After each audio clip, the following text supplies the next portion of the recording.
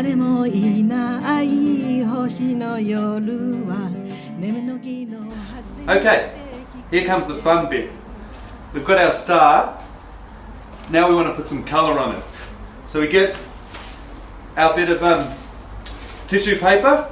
Let's start with the red one. We'll fold it over so we can cut more shapes at once, but you can cut whatever shapes you want. I'm just going to do circles. You can do zigzags or triangles or anything.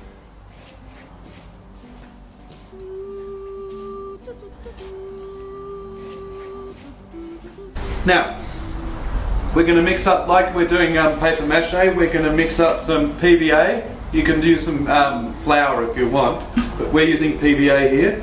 So 50-50 approximately. 50 PVA and 50 water.